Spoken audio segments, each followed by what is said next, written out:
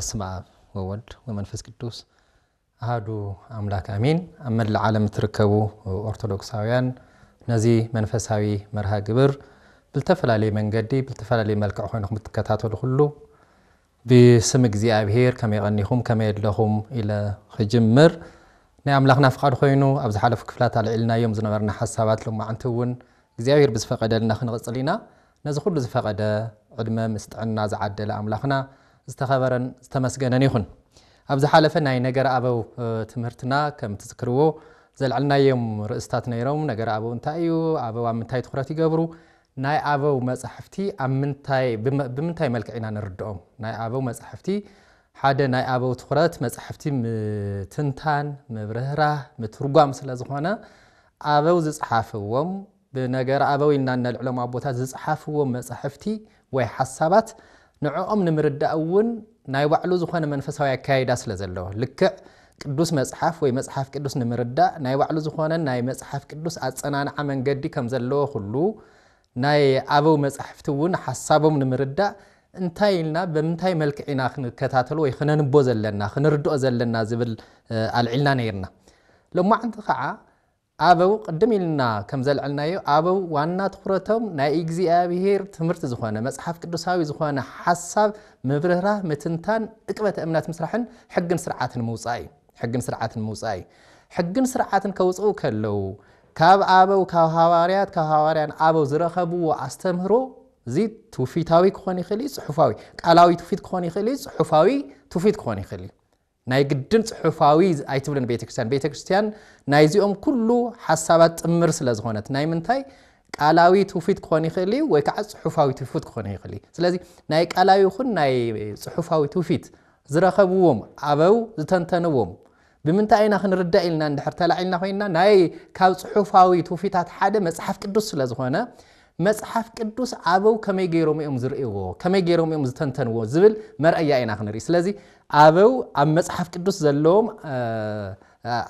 تخرت ويكع كما يجيروم ترجمومو كما يجيروم رئيومو انتاي يبلو زبل إنا خنا العلم مالتي نزخعة كمثالي جيرنا نوصدوم نجرنا تمر زبالة سبسب زبالة كون لنا انتان بفلاي أميسترات هذه هنا أميسترات مصحف قدوس تايتبه هيلو أبو ختايلهم زبل إنا لما عند خنري مالتي كاوزم ميسترات النبلهم خاطي كاو جواي نيك أجميرو أبو قسطنطينية مسارتها هيمانو تباهيلو زتدنججة أرثوذكساوي مجلسي أو تدرخيو لمنتاي سب كأمن كله دقاقي مناخ من العلو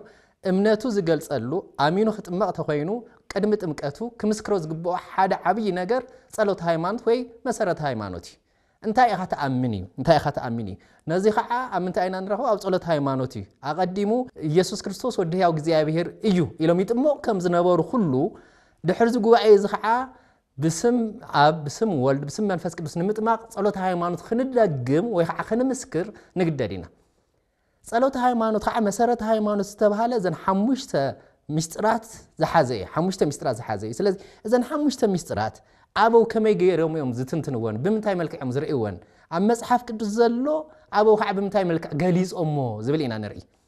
ካብዞም ምስጥራት እዚኦም خዓ ናይ መጀመርያ ምስጥረ ስላሴ እዩ ስለዚህ ናይ መጀመርያና ንርእዮ ምስጥረ ስላሴ ኣብ መጽሐፍ ቅዱስን አበው ኣብ ምስጥረ ስላሴ ወይ ኣብ ነገር ስላሴ ዝበልዎን ኢና ክነልዕል ማለት እዩ ምስጥረ ስላሴ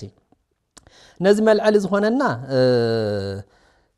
أب مصحف قدس زلو تلاعيلنا إنا أبو أبزي مصحف قدس تناجر نجر انتهى لهم جليس أبو خزبل إنا خنخد أكيد أنا خمو يزخن كم مصحف قدس نال علم وزخون نجر زخون حساب أبزن مسترا زدهبة كأوقات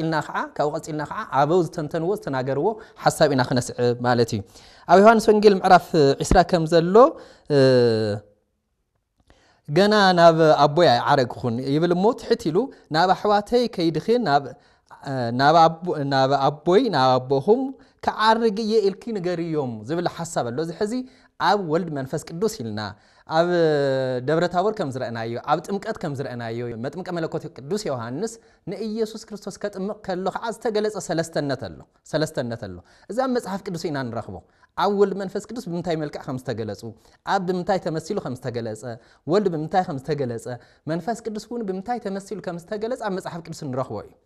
إذا من البات نبوزحات قروب زي كواني خلي نمردة ስለዚህ አበው ታይም ዝገብሩ እዚ ማለት ሰለስተነቱ በዘመልከ እዚ ምሳሌያዊ ወይ ከዓ ትምርታዊ ዝኾነ ነገር ምስምንታይ ከም ዝራኸብ እናገለጽዮም ዘምሁርና ማለት እዩ እናገለጽዮም ዘምሁርና ስለዚህ ናብ ጉባኤ ቁስጥንጥንያ ፍጻመ ዝረኸበሉ መሰረት ሃይማኖት ማለት ጉባኤ ቁስጥንጥንያ ዝልዓላ ነገራት አለ ሓደ በሓደ አምላኽ በእግዚአብሔር ነአምን ይብል በሓደ አምላኽ በእግዚአብሔር ነአምን ዝብል حرجلو كم يقول خا بحد أملاخ ولد واحد بزخانة بإيسوس كريستوس ونأمن بحد أملاخ ولد واحد بزخانة بإيسوس كريستوس ونأمن يبل مو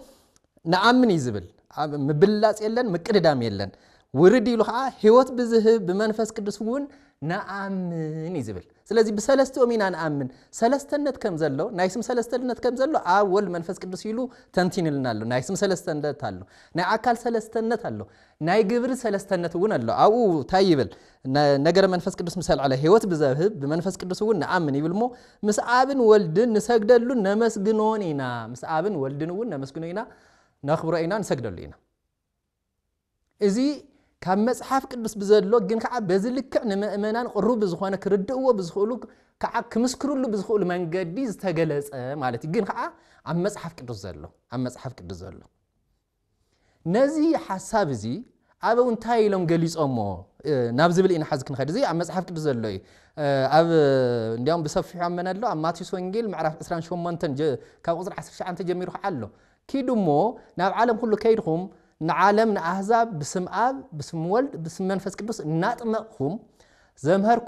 زمهركم كله نانجركم وينامهركم دك مزامر تيجبرهم بمن بآب بولد بمنفس قدوس سم ناتمقهم حزي ኢየሱስ ክርስቶስ ካብ አብን ካብ መንፈስ ቅዱስን ዘይተፈለየ ምዃኑ በሰለስተ ዮም ስም አጥምቆ ይዝበለ ማን ይዝዝ ኢየሱስ ክርስቶስ ግን ኢየሱስ ክርስቶስ ምስ አብን ምስ መንፈስ ቅዱስን ዘሎ ሓደነትን ዘይምቅድዳምን ዝገልጽ እዩ በሰለስተ ዮም ስም እናጥምቆም ደቀ መዛሙርት ይግበሩዎም ይዝበል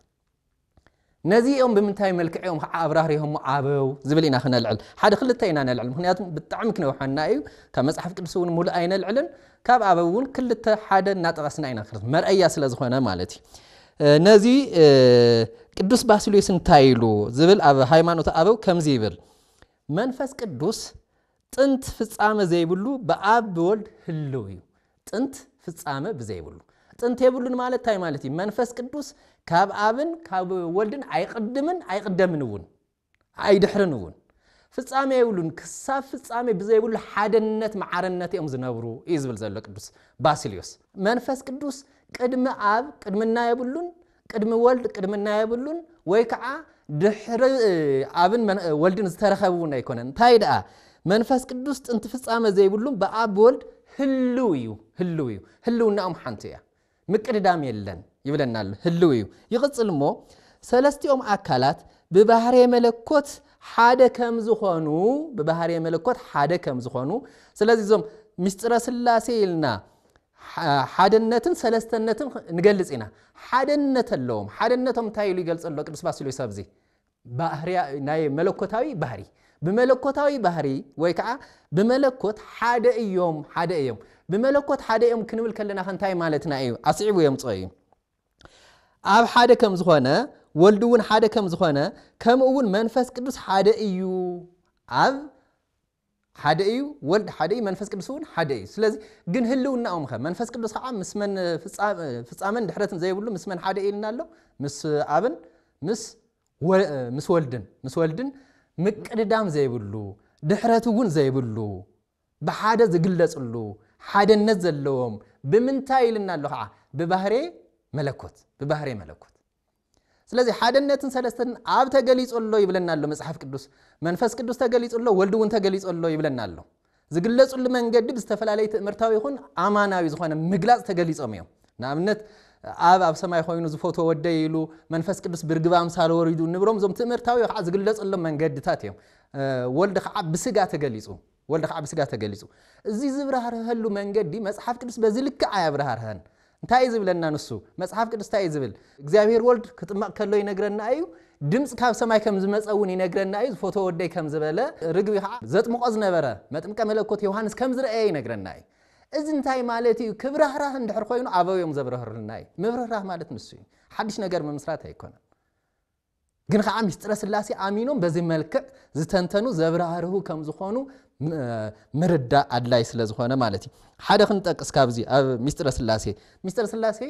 ያው ናይ ኣስተምህሮና ሁሉ መሰረቲ ምስጢረ ስላሴ ከይተረዳእኻ ምስጢረ ስጋዌ ምስጢረ ስላሴ ከይተረዳእኻ ምስጢረ ጥምቀት ምስጢረ ስጋዌ ስላሴ ከይተረዳእኻ ምስጢረ ትንሳኤ ሙታን ወይ ምስጢረ ቁርባን ክትብል ኣይትኽእልን ምክንያቱም ኩሎም ድሕሪ ምስጢረ ስላሴ ምርዳእ ዝመፁ ስለ ዝኾኑ ማለት እዩ ምርዳእ ዝመፁ ስለ ዝኾኑ ቅዱስ ጠርጥሮስ ዝተባሃለ ከዓ ከምዚ ይብል ወልድን መንፈስ ቅዱስን ካብ ኣብ ብምውላድን ብምስራጽን ቅደም ሰዓበ ወለዎም ወልድን መንፈስ ቅዱስን ካብ ኣብ ብምውላድን ወልድ ካብ ኣብ ብምውላድ መንፈስ ቅዱስ ከዓ ካብ ኣብ ብምስራጽ እዩ ዝብለና ዘሎ ብምስራጽን ዘይንእስሉ ንሰለስቲኦም መዓረ ዝኾነ ሓደ ባህሪ ኣሎ ንሰለስቲኦም እንታይ ዝኾነ ሓደን መዓረን ዝኾነ እንታይ ባህሪ ኣሎ ስለዚ ሰለስተ ክንብል ከለና ሓደነቶም ሰሪዝና ወይ ከዓ ረሲዕና ኣይኮናን ሓደ ዝገብሮም ኣሎ እንታይ ንሱ ባህሪ እዚ ዞም ሕዝን ጠቕሶም ዘለና ኣቦታት ብዘልዕልዎ ልክዕ ማለት እዩ ስለዚህ ባህሪያዊ መግለጺ ባህሪያዊ ሓድነት ኣለዎም ናይ ፍቃድ ሓድነት ኣለዎም ኣምላኻዊ ሓድነት ኣለዎም ክንብል ከለና እንታይ ማለት እዩ ዳ ሰለስተ ክንብል ከለና እዚ ሓድነት ግን ኣለዎም ይብለና ኣሎ ቅዱስ ጠርጥሎስ ይቕጽልሞ መንፈስ ቅዱስ ናይ ባዕሉ ብዝኾነ ኣካል ምስ ኣብን ወልድን ኣምልኮ ዝፍጸመሉ ኣምላኽ እዩ ስለ ዝኾነ ሰለስተ ኣካላት ሓደ ኣምላኽ ንብል እዩ ዝብል ሰለስተ ኣካላት ሓደ ኣምላኽ ስለዚህ ግልጽ ገይሩ የምጽሎ ማለት እዩ ኣብ ወልድ መንፈስ ቅዱስ ክንብል ከለና ኣብ ናይ ባዕሉ ኣካል ከም ዘለዎ ይነግረና ኣሎ ወልድ ናይ ባዕሉ ኣካል ከም ዘለዎ ይነግረና ኣሎ መንፈስ ቅዱስ እውን ናይ ባዕሉ ኣካል ከም ዘለዎ ይገልጸልና ኣሎ እዚ ኣካላዊ ከምዚ ዓይነት ዝተንተነ ዝተብራህረ ኣብ መጽሓፍ ቅዱስ ኣይንረኽብን ብቀጥታ ከምዚ ዓይነት መብራህሪ ዘለዎ ማለት እዩ ዝተነገረ እዩ ግን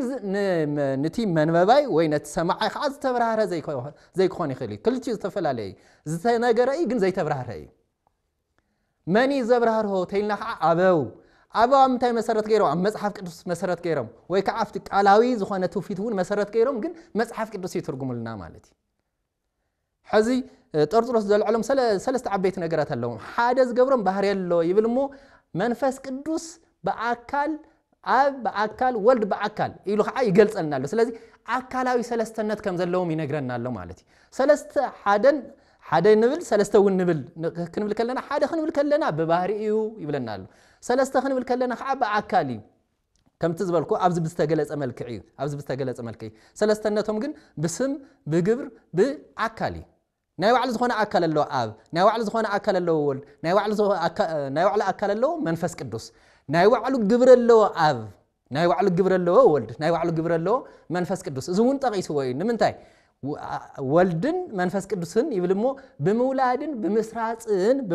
ብምስራጽን ዘይንእስሉ ንሰለስቲኦም ሓደ ዝኾነ ባህሪ ኣሎ እዩ ዝብለና ዘይንእስሉ ስለዚ ግብሪ ወልድ ይገልጽ ኣሎ እዚ ዝጽሓፈልና ግብሪ ወልድ ይገልጽ ኣሎ እንታይ ምውላድ ግብሪ መንፈስ ቅዱስ እውን ይነግረና ኣሎ እንታይ ምስራጽ ካመን ካብ ኣብ ስለዚ ከምዚ ኢሎም የብራህርሁልና ማለት እዩ እዚ ኣብ ምስጢረ ስላሴ ከይነውሐና ጉዳይና ኣብ ምስጢራት ኣይኮነን ኣበው ስለ ዝኾነ ማለት እዩ ኣብ ምስጢራት ኣይኮነን ስለዚ ናብቲ ምስጢር ክነልዕል ከለና ዕሙቕ ናብ ዝበለ ናይ ምስጢረ ስላሴ ወይ ናብ ምስጢረ ስጋዌ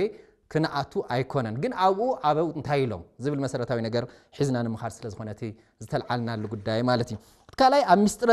ስጋዌ እዩ ኣብ ምስጢረ ስጋዌ ምስጢረ ስላሴ ምስተረዳእና ኢና ምስጢረ ስጋዌ እውን ክንርዳእ ንኽእል ብግብሪ ሰለስተ እዮም ተይልና ናይ ወልድ ግብሪ እንታይ ይኾን ኣሎ مولاد لنا لنا مولاد مالت انتاي مالت سقاوي ስለዚህ ግብሪልና ክንመጽ ከለና በስም በግብር በአካል ሰለስተ ክንብል ከለና ስለዚህ አምስጥረ ስጋዊ ክንኸድ ከለና ከዓ ናይ መን ግብር ንረክብ ማለት ናይ ወልድ ግብር ናይ አብ ግብር ናይ መንፈስ ቅዱስ ግብር ንጹር ኮይኑ ንርእዮ ማለት ንጹር ኮይኑ ንርእዮ ቅዱስ ቄርሎስ ዘልዕሎ ክነምጽሞ ምስ መጽሐፍ ቅዱስ ክነነጻጽረይና ወይ ከዓ ኣብ ገላትያ ምዕራፍ 4 ቁጥር 4 ቅዱስ ጳውሎስ ዘልዕሎ ነገር ኣሎ ግዜ ምስ ናይ ግዜ ፍጻሜ ምስ በጽሐ አብ አቀዲሙ ዝወለዶ ካብ ሰበይቲ ዝተወለደ እናበለ ይብራህረልና እዩ እዚ እንታይ ኢሎም እዮም ዘብራህረህዎ بخما يجلس زبل إنا خنا العلاب زخاء كم زبل كدوس كيرلوس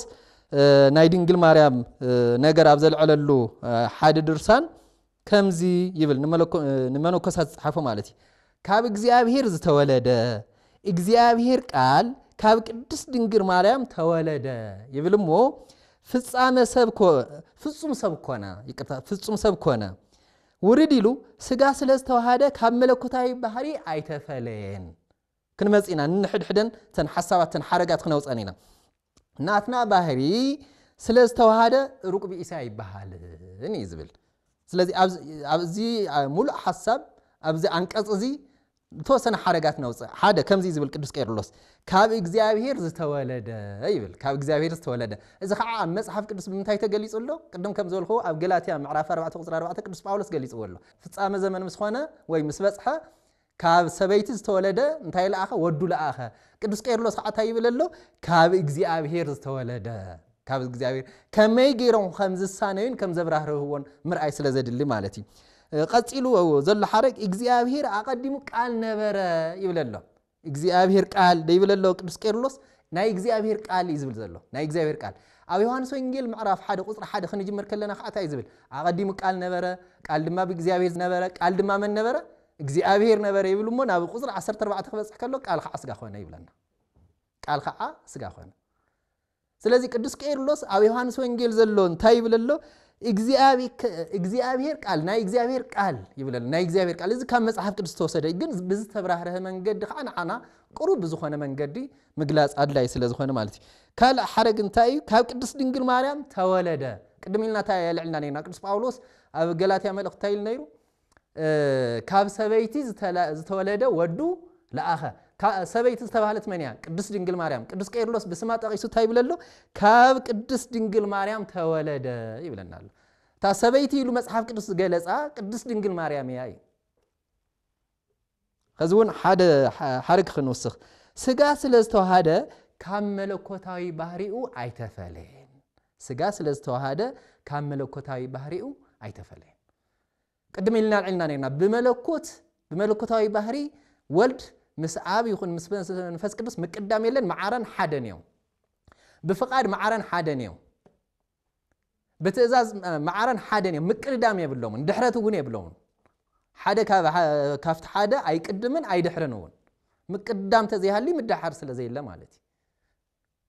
سلاز كمزي لوم يوم زبرهرو زلو مالتي يقصلمو ناتنا بحري سلازتوهاده روك بيسي أي بحالن بحرينا تواهيدو اللو بحرينا سلز تواهده كاب ملكوتاوي بحري أيتفلين أما صحف كدوس تايزبلينا خنركب أبي يوحنس وإنجيل استتقسنا قرالو أنن أبن حدينا من الباتو زاقل الاسازي أنن أبن حدينا معرينا نكرس فيليبوس ونخم لسولو كالو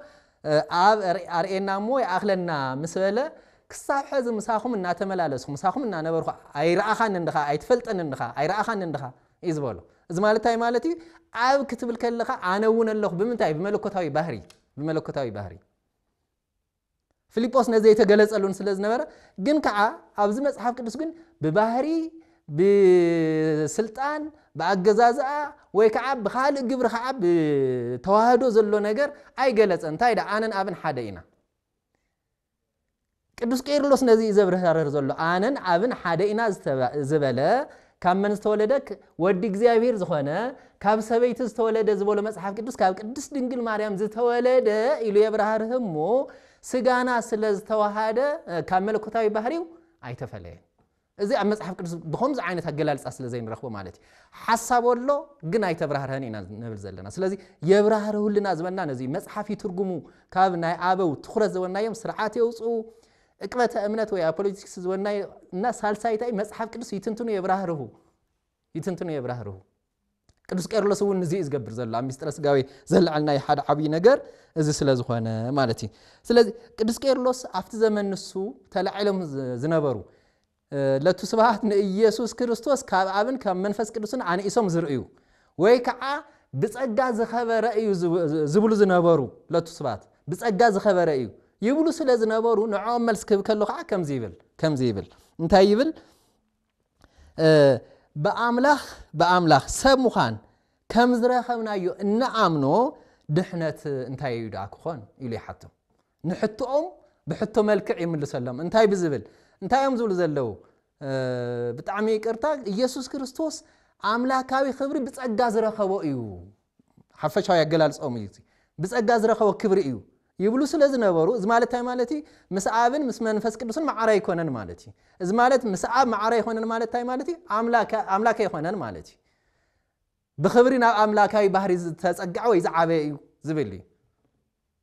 ስለዚ እዚ እንተኾይኑ ደኣ ይብሎም ኣሎ ቅዱስ ቄርሎስ መልሱለይ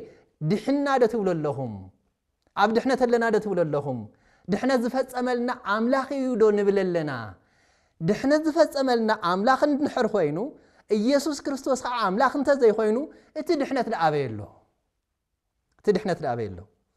ከመይ ጌርና ዳ ድሕና ክንብል ንኽእል ዘድሐነና ኣምላኽ ኢልና ንምክሐሉ መንገዲ ኣምላኽ ዘድሐነና ድሕነት ከዓ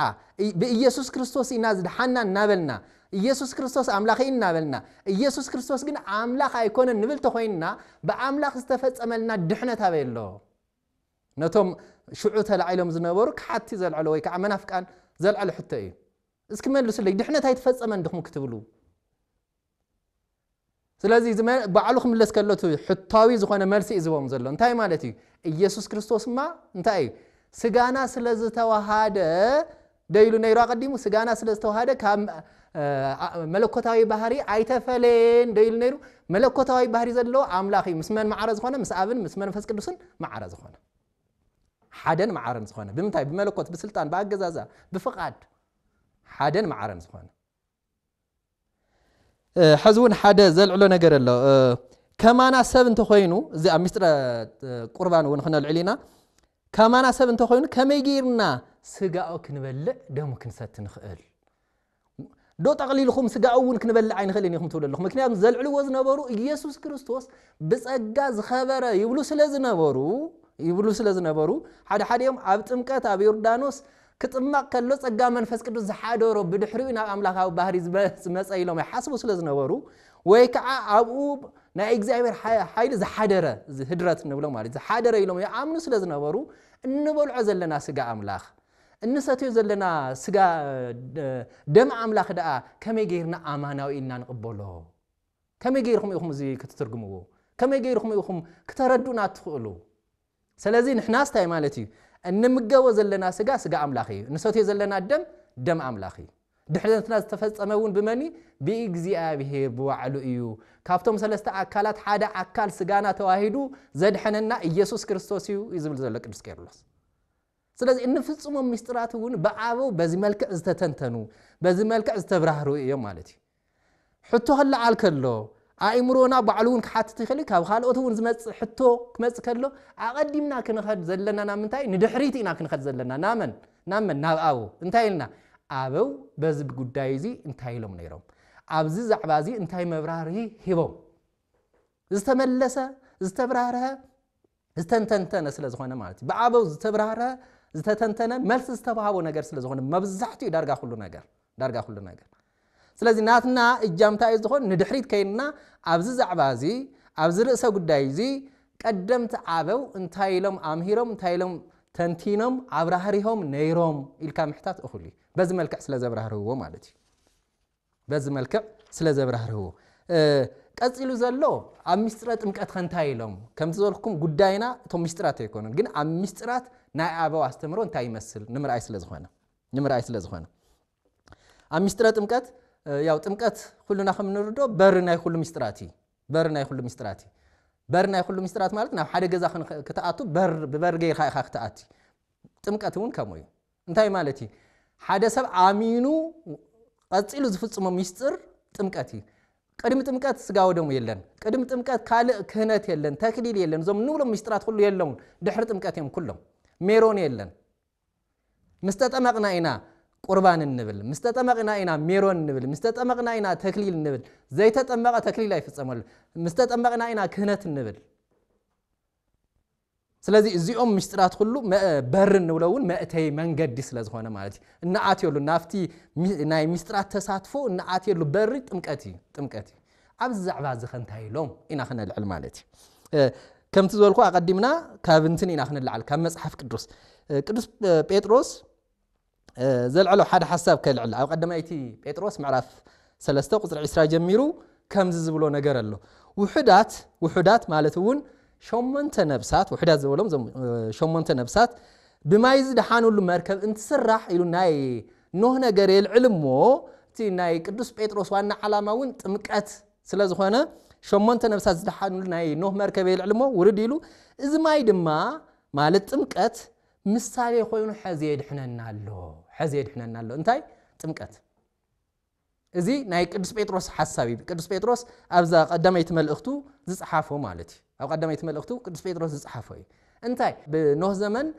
መርከብ ሰሪሑ ውሕዳት ነፍሳት ከምዚ ድሓኑሉ ሁሉ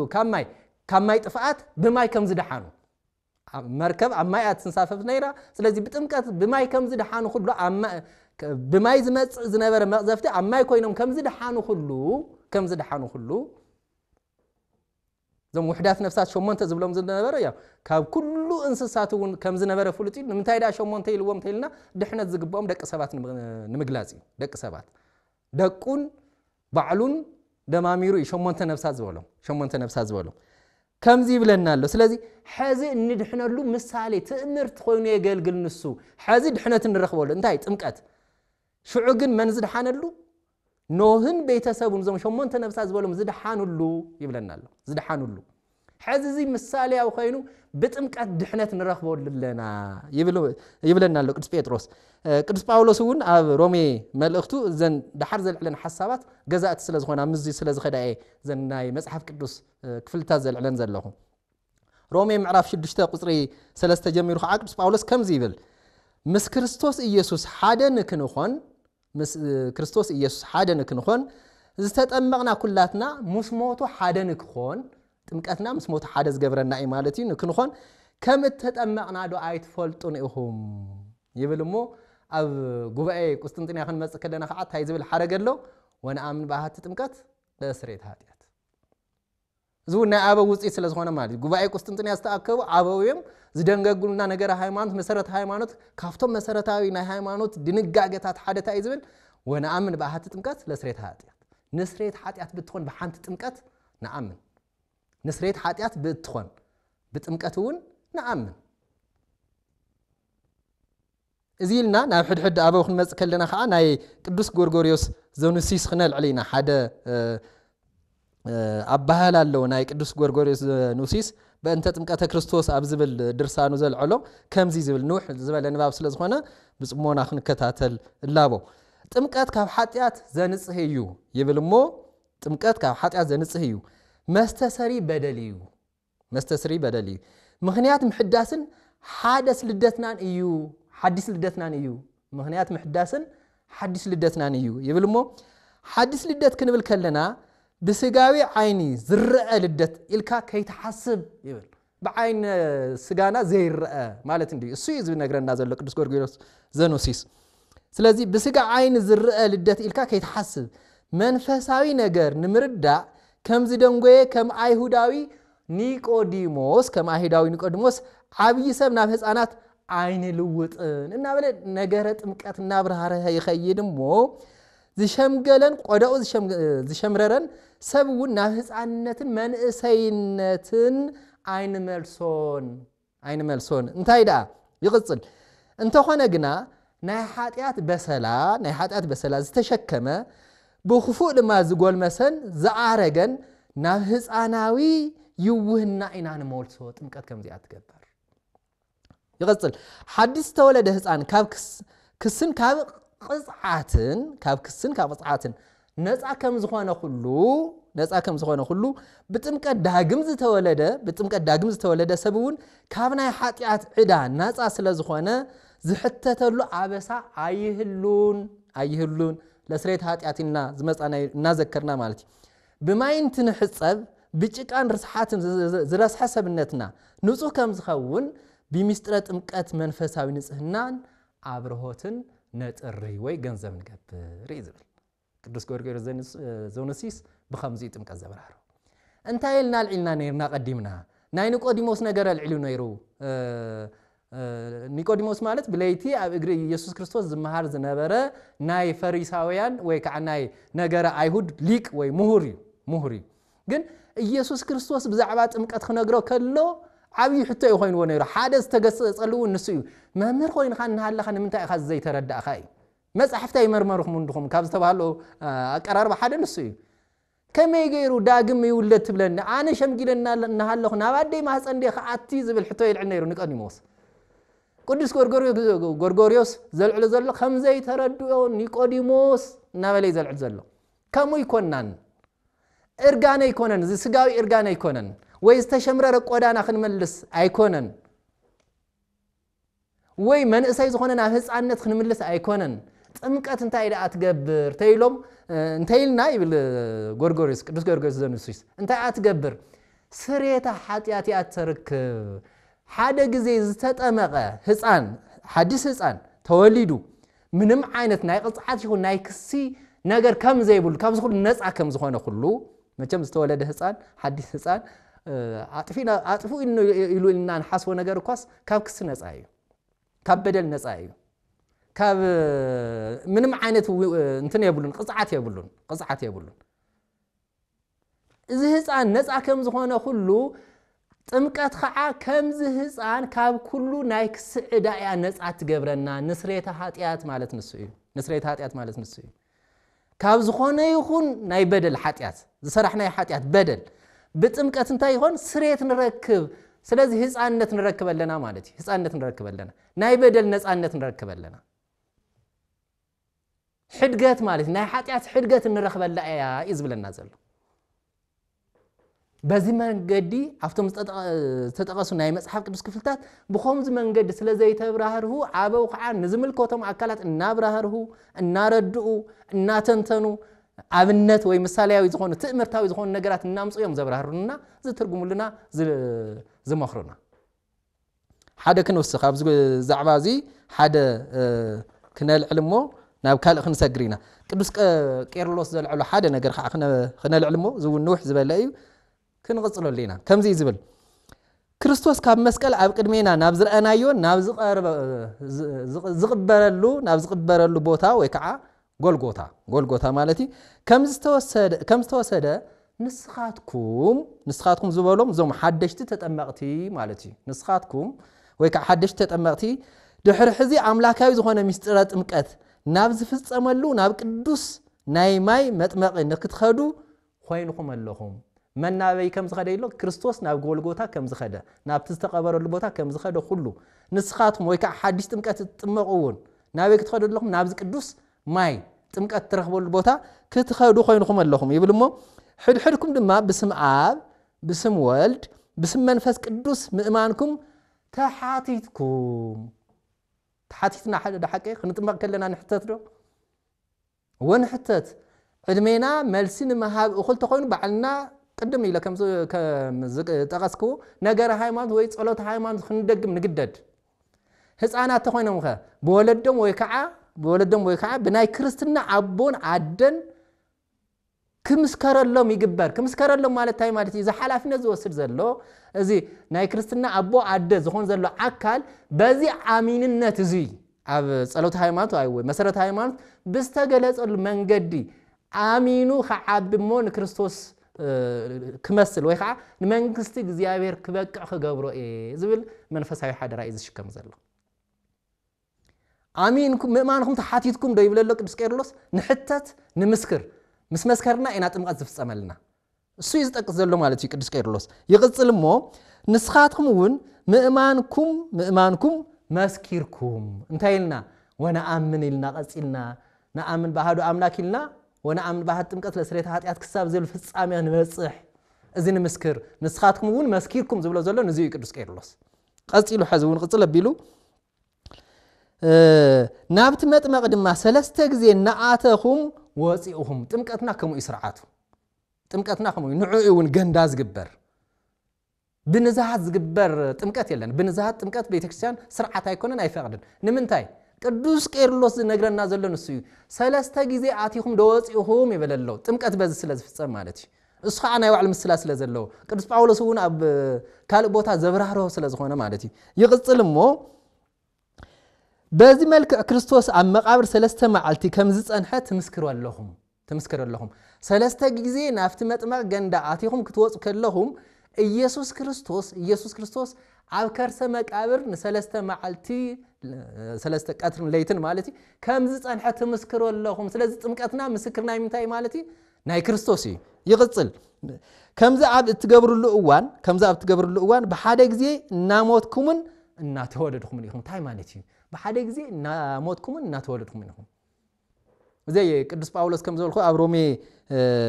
ገሊጽዎ ኣሎ ሮሜ ምዕራፍ 6 ካብ ቁጥር 3 ጀሚርና እንረኽቦ ሐሳብ ቅዱስ ቄርሎስ ግን አብራህሪው ተንቲኑ ዘቅርበልና ዘሎ ማለት በሓደ ጊዜ እናሞትኩም እናተወለድኩም ኢኹም ዝብል ክልተ ዝጻባኡ ዝመስሉ ሞትን ልደትን ዝጻባኡ ዝመስል ግን በሓደ ጊዜ ግን ዝትፍጽሙ ኣለኹም ጥምቀት ክትፍጽሙ ከለኹም ሞትኩምን ልደትኩምን በሓደ ጊዜ ትምስክሩ ኣለኹም ይብለሎ ናብ ማይ ኽናኣቱ ከለና ናይ ክርስቶስ ሞት ንምስክረለና ሙሶ ከዓ ንሞት ኣለና ካማይ ተጣሚቅና ካማይ ክንወጽ ከለና ከዓ ልደትና ንምስክረለና ምትሳእና ተሲና ናብ ክርስቶስ ሕብረት ምምጻእና ንምስክረለና ስለዚ ሞትኩምን ልደትኩምን በሓደ ጊዜ ታይ ትገብሩ ኣለኹም ትምስክሩ ኣለኹም ይቅጽል እሞ እዚ ናይ ድሕነት ማይ በሓደ ጊዜ መቃብርኩምን አዴኹምን ነይሩ መቃብርና አደንታይ ማለት እዩ መቃብር እዩ ናብ ከርሰ መቃብር ዝወረደ ናይ ክርስቶስ ነገረ ክርስቶስ ንምስክረለና አንሕና እውን ናፍቲ ንጥመቀሉ ገንዳ ነአተለና خنأت كلنا مقابري ناي كريستوس تقبرلو تأمرتاوي مسالم صينا مسوينا خنتحابر زلنا بمنتاي نتحابر لنا بموتو نتحابر لنا مالتي بموتو كريستوس نمسل لنا ስለዚህ መቃብርኩም አደኹም ነይሩ አደ ማለት እንታይ ማለት እዩ ክንብል ከለና ከማ ህፃን ይቆጽራለው ቅዱስ ቄርሎስ አማ ህፃን አደ ነይሩኩም ከምትውለዱዎ ተሐስበለኹም ስለዚህ በጥምቀት አደነት እዩ ጥምቀት ማለት ናይ ኢየሱስ ናይ እግዚአብሔር ደቅ እንሆነልዩ ደቅ እግዚአብሔር ሆይና ናይ እግዚአብሔር ወረስት እንሆነልዩ ስለዚህ ትማይ ጥምቀት ናብ ክርስቶስ ሕብረት ደቅ እግዚአብሔር ክንባሃል እንውለደሉ ቦታ ስለዝኾነ በሓደ ጊዜ መቃብርኹምን እንታይ ነይሩ ይብለሎ ቅዱስ ቄርሎስ መቃብርኹምን አዴኹምን ነይሩ ከምዚኦም ዘብራህርዎ ብዝጥዕምን ንዓና ብዝርዳእን መንገዲ የብራህሩና አለው እዚ መብራህር እዚ ኣብ መጽሐፍ ቅዱስ ይንረክቦን ሐሳቡ ኣብ መጽሐፍ ቅዱስ አሎ መልዓልዩ መጽሐፍ ቅዱስ እዩ እዚ መጽሐፍ ቅዱስ ግን በከምዚ ዓይነት ንዓና ንድኹማና አይምሮ ብዝርዳእ መንገዲ ስለዘይተብራህረ አበው የብራህሩና አለው ማለት ነዚ እዩ ነዚና አበው እንታይ በሉ አበው እንታይ ሎም መምህሮም አበው እንታይ ሎም መስኪሮም አበው እንታይ ሎም ሰቢኾም እና ኩሉ ግዜ ክንሓት ዝግባኡ ነዚ قصلا بيلو زيوم كلتيوم مماتن مولادن مالتي كلتيوم يبلمو زفصمو بحاده غزي ايو بحاده غزي لدتكم مسموتكم اني تتحيزوم غون استفصمو ايو موتكم لدتكم كلتيوم بحاده غزي استفصمو ايو بطعم يزغرب بحاده غزي استفصمو ايو غزي زرخبه عدل زلو حزي اب رومي معراف 6 قصر 3 جميرو تنبيوتا يزبل قدس باولوس نكريستوس منتان خنمسل بموتون بتنسايون تحابرنا اذا خعات امكتنا ايو يزبل اذا خعات امكتنا اي ስለዚህ ነዚና ነገር አበው መጽሐፍ ቅዱስ ተንቲኖም አብራህሪዮም ዝገለጹልና ዘረዱና ስለዝኾነ አበው እንታይ አምሂሮም አበው እንታይ ተንቲኖም አበው እንታይ ሰቢኾም ኣብ ዝኾነ ዛዕባ ኢልና ሓቲትና ንድሕሪ ተመሊስና ንዝልዓል ሕቶታት ሁሉ መልስ ክንረክብ ግቡእ እዩ ማለት ነዚ ሓንት ክነልዕልሞ ንለማዓንቲ ከኣኽለና እዩ رابعي كافتم من العلوم نجارات أمستر قربان خنتاي تلعيلو انتاي تنجرو زبلينا حز خنري زخعة بمصحف قدوس بالتفل عليه ملكع بتدقاقام يستقلصي او يوحنس وانجيل تقلصي او قدمت قرنطس تلعلي بصفيح عامات شنجيل معراف 26 قصري 26 زلي أو يوحنس وانجيل زلو معرف شدشته بفلاي كاب 35 جميرو كسام مودعتا زلو هاد حسب طرح يكلعل بزعبا نجر قربان ስለዝኾነ ዝተልዓለ ማለት ከምዚ ዝብል ኢየሱስ ክርስቶስ ድማ ከምዚ በሎም ኣነ ናይ ህይወት እንጀራ እየ ኢሉ ይዝጅምር ኣብ ቁጥር 35 ማለት እዩ ናባይ ዝመጽእ ፈጺሙ ኣይጠምን በኣይ ዝኣምን ኩሉ ግዜ ፈጺሙ ኣይጸምእን እዩ ምስ በሎም ኣይሁዳውያን ኣብዚ ዓብይ ነገር ንምንታይ እነሱ ኣነ ናይ ህይወት እንጀራ እየ ዝብለና ኢሎም ዓብይ ዝኾነ ሕቶ ልዒሎም ነይሮም ብጣዕሚ ይትረፍ ንሶም ደቀ መዛሙርት ከይተረፈ ኣብዚ ጉዳይ እዚ ኣጉረምረሙ ይዝብለና ንምንታይ እዮም ዘጉረምርሙ ክርዶም ስለዘይኸኣለ ክበረሎም ስለዘይኸኣለ እንታይ ማለት እዩ ናዩ ስጋን ደምን ዲና ክንበልዕ ክንሰቲ ከመይ ክኾን ይኽእል ዝብል ሕቶ ስለዘልዓለሎም ማለት እዩ ከመይ ኢሉ ክኾን ይኽእል ይትረፍ ነቶም ካልኦት ኣይሁዳውያንስ ንደቀ መዛሙርት እኮ ዓብይ ሕቶ ዘልዓለ እንዲያውም ንወይኖም ወስዱ ከም ዘምህሮም ከም ዘረዶም ከም ዘብረህሎም ያ ፈክር ለና እንዲያውም ዝብሎም ተርጉመልና እዮም ዝብሉ መብዛሕትኡ ግዜ ክነግሮም ከለው ንወይኖም ይኾንሞ ፈክር ለና ወይ ከዓ ተርጉመልና እንታይ ማለት እዩ ከም ዝክትብል ከለኻ ኣብ ቀዳማይት ቆሮንቶስ ምዕራፍ 11 ከዓ እንታይ ይብል ብዛዕባ ኣብ ማቴዎስ ወንጌል ምዕራፍ 26 ቁጥር 26 ዘሎ ሐሳብ ሙሉ በሙሉ የልዕል ቅዱስ ጳውሎስ ሙሉ በሙሉ ይዘልዕል ኣብ ማቴዎስ ወንጌል ምዕራፍ 26 ቁጥር 26 ዘሎ ክርስቶስ ነዚ እንጀራ ድማ አልዒሉ ባሪኹ ሃቦም እዚ ኣብ ሓድሽ ኪዳን ንዓኹም ዘቀብለኩም ስጋዩ ተመገቡ ኢሉ ሃቦም ነቲ ጽዋውን አልዒሉ ባሪኹ ሃቦም ዝብል ኣብ ማቴዎስ ወንጌል ዘሎ ሙሉ በሙሉ ቃል በቃል ብዝበሃል ደረጃ ምሰልዓለ ከምዚ ይብል ከይተገብኦ እዚ እንጀራ ዝበልዐ ወይም ናይ ጎይታ ጽዋ ዝሰተየ ኩሉ ናይ ጎይታ ስጋን ደምን ዕዳ ኣለዎ ይዝብል ዕዳ ኣለዎ ይዝብል እዚ ኣብ መጽሐፍ ቅዱስ ንረኽቦ ብዛዕባ ቁርባን ወይ ከዓ ናይ ክርስቶስ ስጋን ደምን ብዛዕባ ምምጋብ ዝተልዓሉ መጽሐፍ ቅዱሳዊ ቃላት እዮም ኣበው ቅዱሳን ኣብዚ ዛዕባ እዚ እንታይ ኢሎም ዝብል ሕዝውን ክልተ ነገራት ክነልዕል እሞ ለማዓንት ክነጠቃለልና ቅዱስ አትናቴዎስ ኣብ ሃይማኖት ኣበው ዘልዓሎ ከም ዝኸንቦ ዘድሕን ናይ ጎይታና መድኃኒና ኢየሱስ ክርስቶስ ስጋን ደምን ከም ዝኾነ ክቡር ብዝኾነ ቁርባን ንኣምን እዚ ኣብ ምንታይ ዘሎ ማለት እዩ ልክ ኣብ ነገር ጸሎት ሃይማኖት ዘሎ ማለት እዩ ንኣምን ይብል እሞ ካህን ከየኽበሮ ሕብሽትን ወይንን ዝነበረ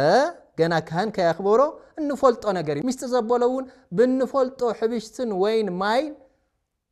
ናይ ክርስቶስ ስጋን ደምን ናይ ምዃን ምስጢር እዚ ዓብይ ምስጢር ስለዝኾነ ማለት እዩ ይብል እሞ ካህን ከየኽበሮ ሕብሽትን ወይንን ዝነበረ ካህን ምሳኽበሮ መንፈስ ቅዱስ ኣብ ልዕሊኡ ይወርድ ካብ ሕብሽትነት ናይ ወልደ እግዚአብሔር አማናዊ ስጋ ናብ ምዃን ይልወጥ ወይንውን ካብ ወይንነት ናብ እግዚአብሔር ባህርያዊ ወዱ አምላካዊ ደም ናብ ምዃን ይልወጥ እዚ መብራህሪ እንብሎ ዘለና ወንስ አማናዊነቱን እዚ እዩ ኣብ መጽሐፍ ቅዱስ ስጋይ ደመይን ዘይበልዐ ዘይሰተየ ድሕነት የብሉን ተባሂሉ ዝተነገረ አቀዲሙ ወይን ዝነበረ አቀዲሙ ሕብሽቲ ዝነበረ እንፈልጦ እንምገቦ ዝነበርና ካህን ምስባረኸ ግን እንታይ ይኾን መንፈስ ቅዱስ ይወርድ እዚ ኣብ ቅዳሴና ሙሉ በሙሉ ዝንገር ማለት እዩ ኣብ ቅዳሴና ሙሉ በሙሉ ዝንገር ቅድሚና ናይ ቅዱስ ጳውሎስ ውን ዘልዓልናዮ ከምቲ ዲያቆን ዝእውጆ ማለት እዩ ከይተገብኦ ነዚ ስጋን ደምን ዝበልዐ ኢሉ ዶ ይእውጅ ሓቀይ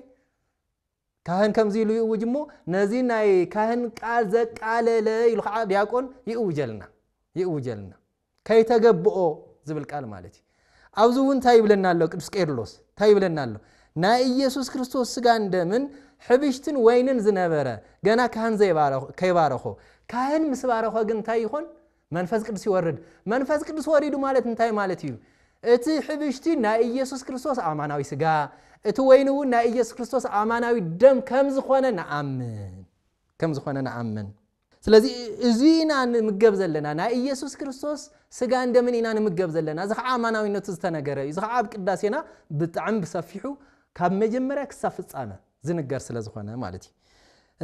ኣብ ካልእ ቦታ እውን ከምዚ ይብል ቅዱስ ቄርሎስ አቀዲሙ ኣብ ቃና ዘገሊላ ነቲ ማይ ናብ ወይንነት ለዊጥዎ ነይሩ እዚ ዝፍለጥ እዩ ኣብ መርዓ ተረኺቡ ኢየሱስ ክርስቶስ ነቲ ማይ ፍጹም ማይ ዝነበረ ናብ ፍጹም ወይንነት ከም ዝቀለየሮ ንማይ ናብ ወይንነት ዝለወጠ እንተኾይኑ ወይኑ ናብ ባዕሉ ደም ይልውጥ ክበሃል ከሎ ዘየእምን ዝመስል ንምንታይ ኣብ መጽሐፍ ቅዱስ ዝተነገረሎ እንታይ ተባሂሉ ፍጹም ማይ ዝነበረ ናብ ፍጹም ወይንነት ከም ዝቀየረ እዚ ዝኣመናሲ እዚ ወይን ከዓ ናብ ባዕሉ ኣማናዊ ደም ይቅየር ናብ ኣማናዊ ደም ይቅየር ክበሃል ከሎ ንምእማን ንምንታይ ኢና ንዱንጊ ኣብ ምድራዊ መርዓ ነዚ ዝገበረ ኣብ ቤተ ክርስቲያን ኣብ ዝግበር ጸሎተ ኣኮቴት ሕብስቱን ወይኑን ለዊጡ ናይ ባዕሉ ስጋን ደምን ገይሩ ከም ዝህብ ክነዓምን ኣይግባእ እንዶ ትብሉ ይዝብለና ክነዓምን ኣይግባእ እንዶ ትብሉ ቅዱስ ቄርሎስ ስለዚ እዚና ከመይ ገይሩ ከም ዘብራህሮ ሕዚ ልቢልና ንኾን ኢና ከመይ ገይሮም ከም ዘብራህርዎ ኣብ መጽሓፍ ቅዱስ ዝተነገረ ንሶም ዝተናገረው ዘብራህርዎ ንዓና ዘይተብራህረ ዝመስል ግን በአቦ ከመይ ገይሩ ከም ዝተብራህረ حزي بس إحنا نفصمهم نسبخهم نملخو منجد كله زي كونس أقدموا بعبوز تناجر مخانو النار جازنا إن زخات زلنا كم تقدم إلى زجلس خو قدينا نجر وين ناي مسترات ناي بيتكستان مسترات زي خونس نجر أبو مخانوون بس منجدي لبينا كنخد عدلائيو كسب حزي كسب زي دقيقة زنجاجرنا زمهرنا أملاخنا مدحنا يسوع كريستوس مسكنا يخون أملاخ أو فقدوا جزء خا أفتم قصالي رأسه قديات نجاجرنا ناي قصالي سباتي بلنا آمين